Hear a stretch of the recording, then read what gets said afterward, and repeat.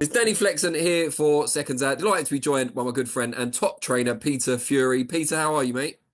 I'm all right, Danny. It's good to speak with you. I know we've been meaning to speak for a while, haven't we? But one thing after another. It's Yeah, good well, to you're a finally. very busy man. You're a lot busier than I am, I can tell you that. But it's great to finally catch up. And Huey, your son, is back out, getting busy. 2025. It'll be out on April the 4th. A show that I'll be attending. We got our ringside tickets from Emma Dolan, who's on the card against Lauren Parker, Yeah. supporting the boxers, which is obviously always a good thing. We'll get him off Huey next time. But yeah, have you got an opponent for Huey yet? We have. I think GBM are going to announce it any day. So yeah, we've got somebody locked in. So it's all good. He's ready. And you probably can't say who that is until they announce it, but can you tell us about how you feel about the opponent? Is it a good test at this stage? I wouldn't say it's much of a test. It's more or less a run out, but he's pretty durable and he should get some decent rounds. What's the plan for Huey this year? Like, where would you like to see him be in his progress by the end of the year? Yeah, he needs to get right up there. He's of that potential. So we'll get him, just getting him a run out now for April the 4th. And then after that, Danny, it's anybody we can get. I spoke to him a couple of weeks ago. He seems more kind of confident and relaxed than I've ever seen him before, maybe because all the illness stuff's behind him. Have you noticed a change in him as a person, as a character? Yeah, look, he's got a fabulous future ahead of him. So now he needs to get going, and I'm sure he will. And signing with GBM, that's a good move for Huey because they've also promised to get him busy as well. And they're going to look for the big fights for him. What do you make of GBM? Because you've been around boxing all your life, really. You've seen a lot of promoters come and go. They seem to be really making waves. Yeah, they are. I tip him for big things coming through. There's not many world level promoters there. He's got the hunger. Unlike a lot of these, he's an ex-pro fighter himself. So he's good. Is he ticks all the boxes. I think he's going to be a very very good promoter going forward, and he seems to get on with everybody. So it's good for him. Now, Hughie's already been British champion, of course, some years ago. He's fought and done well at world level. Would you like to see him rebuild at domestic level, then progress, or straight back in at world level if it was up to you? Uh, I don't know. They're going to deal with it. So I'm just doing the training, and no matter what, I've left the reins over to Izzy. So they're gonna get Huey's fights, and listen, whoever comes up, what's viable and fights we can get, he'll be taking Danny. When you see the heavyweight scene recently, how do you compare Hughie just in terms of ability? He's right there. He's as good as any of them. But they've had more publicity. They've been active where he hasn't. So, but now he's going to be active. He's got a good promotion team at the back of him, and we're going to see him busy. And he's going to be in these fights.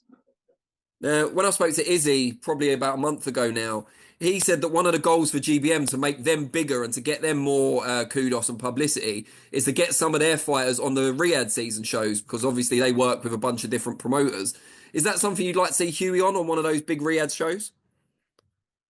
Wherever the fights are going to take place, it doesn't matter to me if it's in Timbuktu. So it's whatever Izzy can come up with. And if that's where the fights has got to be, then it doesn't matter. I don't care where they are. It's a ring. And it's all about giving the fans what they want to see. They want to see good fights. So if fights can be made wherever that fight takes place, it's not really a problem for me. And I certainly know it's not a problem for you either. And you see Huey obviously day in, day out in the gym. How would you compare Yeah, as a boxer now to say 5 years ago? well, he's improved, hasn't he? He's a lot more. He's a lot more polished. He can do a lot more with doing less, and that only comes over time. So yeah, look, there's been a lot of talk. There's been a lot of delays. There's been a lot of inactivity. So let's finally get him going. And make a dent in this heavyweight division. Do you think the heavyweight division's quite open for someone like Huey at the moment? I know you've got a three belt champion currently, but those belts will end up fragmenting probably around the time Huey gets back up there. It doesn't matter. You could get back up there. He could get a phone call, and he could be in a fight in the next 2 or 3 months. So whoever's out there, which is above him, he doesn't want to go backwards. He's not going to take any young prospects coming through. What's the point? It doesn't take him anywhere. he's a seasoned world level fighter himself. So any fights that make sense to us, he's taking.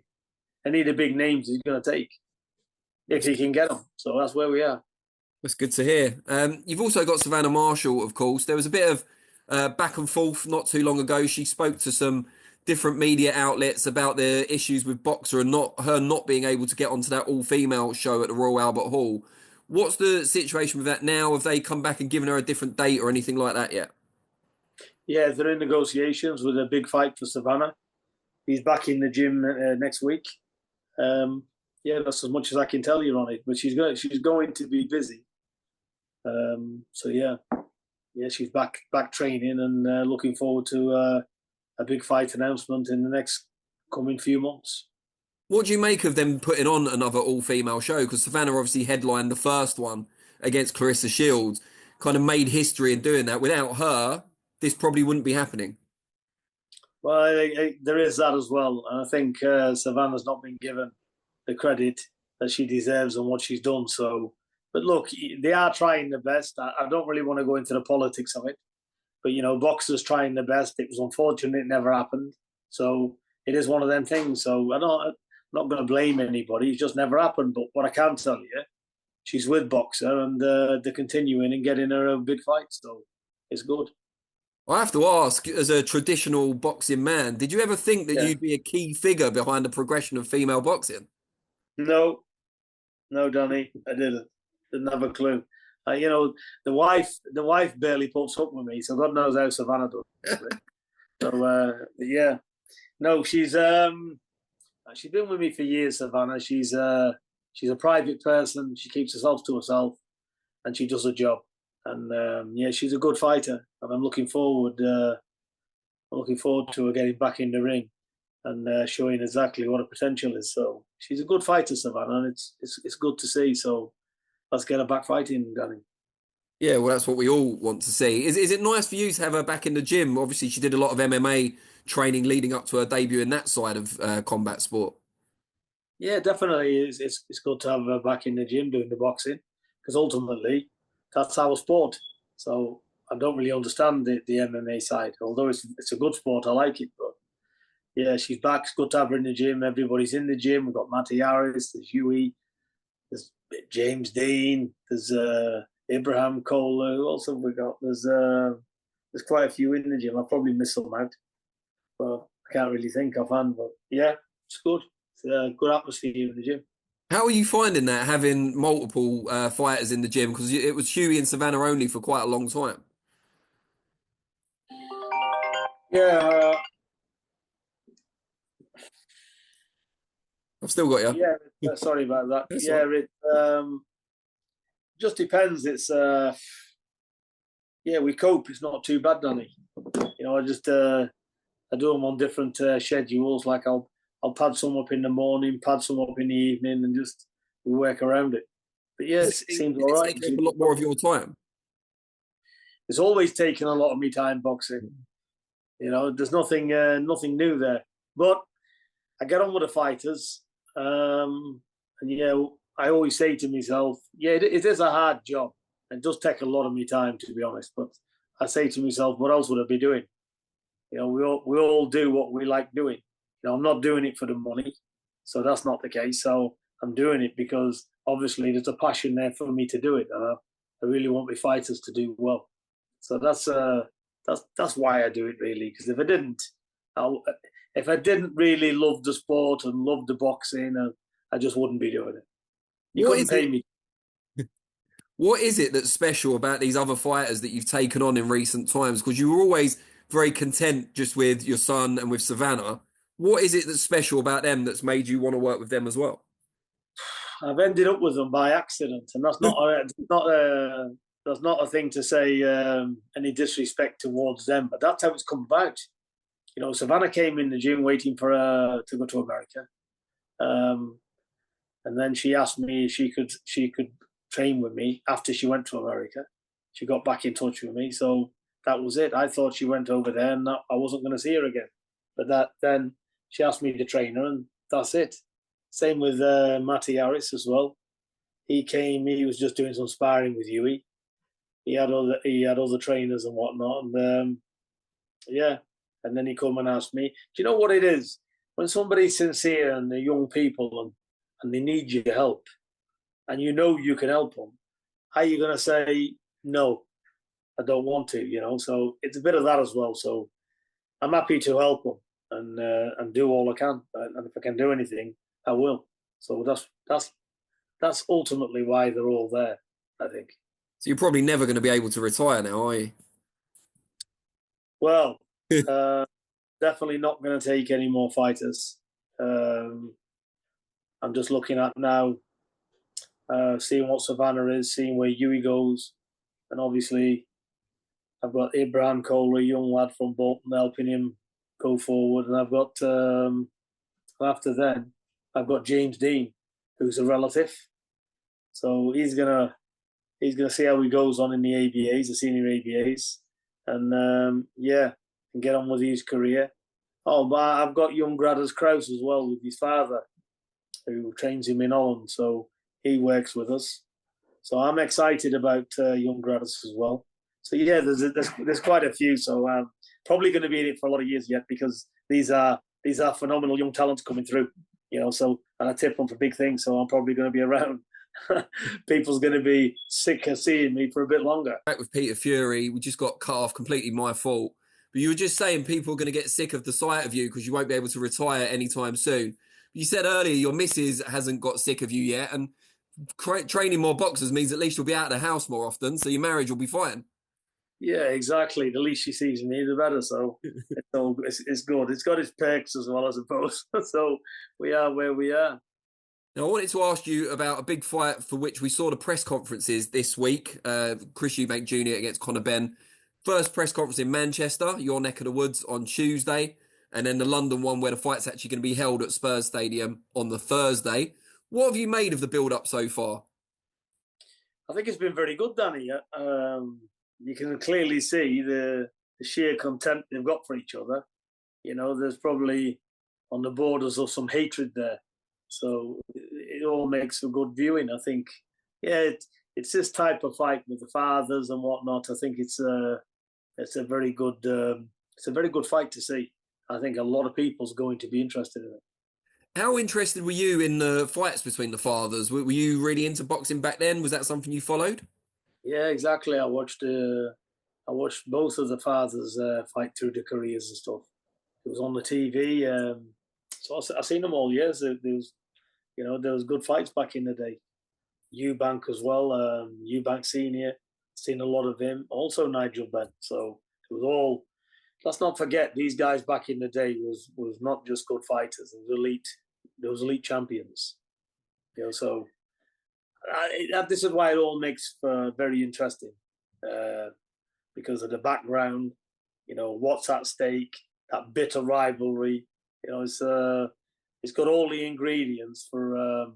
Listen, this fight is a promoter's dream because it sells itself. Well, yeah, I think Matchroom and Boxer are pretty happy with how pre-sales have gone so far. Yeah, be a sellout for sure, and I think they'll get big pay-per-view numbers for this fight. You mentioned the bit of rivalry there. How much do you think the sons have that kind of animosity towards each other? We know the fathers did, and they've inherited some of it, but is it personal between the sons now as well? I would definitely say so, and it's probably even more severe than when the fathers had it. You know, so yeah, and that was bad back in the day when they had it. So they had to be kept apart. But it's listen, it's good for the sport of boxing. So I'm happy this fight's finally taking place. And we saw on Tuesday the kind of big headline grabbing event so far was when Eubank Jr. took one of what apparently was many eggs out of his jacket and whacked Conor across the head with it during their first face-off. What do you make of that kind of harmless pantomime? Did he go too far, as some have said? What was your view on it? No, it's an egg. You know, an egg going on your face, whatever. You know, it's nothing, is it? When you're in a ring and it's brutal and you're getting punched around, that's a serious matter. An egg means nothing. So, but it's I know the concept behind it is because he failed his drug test because he overate these eggs and stuff, and I think Eubank Jr. is trying to make a scene and making a stance about it. But it all blends. It all blends very good actually for that bitterness, because it's a two-way street. You can imagine how Ben's feeling about it. Ben will want to rip his head off. Yeah, so, he certainly seemed that way at the press conference. Yeah, so it's it's all good. I've got I quite like both fighters, to be fair. I think they've done pretty well in their careers, and I'm looking forward to watching this fight. How important do you think the weight limit is for this? Because it means with the rehydration thing that Eubank Jr. has got to make a weight he's not entirely comfortable with, but it also means Conor Benn's got to step up 2 weights from what he's used to. Who's got the advantage? I would have to say Ben's got the advantage on the weight scenario because he's coming up, and when you're coming up in weight, you've got that bull strength, and Eubank, he's got to come down. He's got to come down to that weight. I don't really understand the weight clause. So, say you've got a weigh-in of a Friday, what will happen? So apparently he can only put on, Eubank Jr. can only put on 10 pounds from the weigh-in to, I think it's the morning of the fight. And what's the fight being made at? 160. 160. What is this? Is this super middle? This is middle. So by the morning of the fight, he can only put £10 back on, so up to 170. Up to 170 on the morning of the fight. So he'll get weighed again then on the Saturday morning. Yeah. That's right.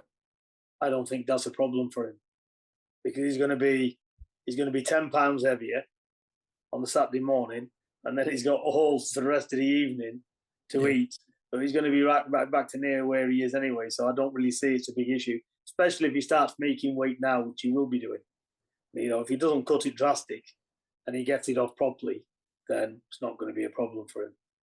Who do you fancy for the fight itself? Who do you think will come out on top?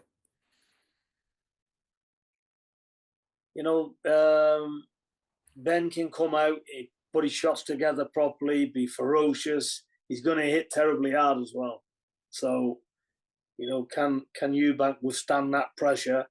And he's going to hit him with punches in bunches. So it's going to be a lot of punches, and he's going to be quick. So, but saying that, Eubanks is a decisive puncher as well, and he's a good counter puncher. So, and he's got that range, and he's got the size. So I think what I mean by size is not just the weight advantage, but the tallness, the stature of him. So he's pretty explosive himself, and he's an accurate puncher, and he's very good with the uppercuts as well on the inside, which obviously works against a shorter man. So I think this is going to play. So you can say one has got an advantage in one way, but the other's got an advantage in this way. And you've also got to look at the experience side of it. And I think Eubank has definitely had the better experience. So I think it evens it up. It evens it up. So evens it out, I should say. So I predict, people say, oh, he's sitting on the fence, but I really don't know who's going to win this fight. It can go anyway. So you predict a draw. And even if I thought there was a slight little favourite in it, I'm not going to say, because at the end of the day, it's too close to call. It's one of them type of fights. Eubank's he's got a good skill set, and he's not going to be going forward on Ben. Ben's going to have to bring it. So is the power the same when you've got to keep moving forward? Because really, ultimate power is only gained when you step forward, set your feet, and throw your shots. Can Eubank, as he comes forward, throws them punches, is fine. But it's when he sets his feet. But is Eubank going to stand for that, or is he going to time it well and smother it up? So all these things, it just depends who's got it right on the night. It's that close. Great stuff, Peter. Always appreciate your time. Very insightful. Hope everything goes well on the 4th. Obviously, I'll probably see you there anyway with Hughie in the corner. So look forward to that. And appreciate it. Take care, and let's speak soon. Okay, all the best to you, Danny. And you, Peter. Take care. Bye-bye. Take care, mate.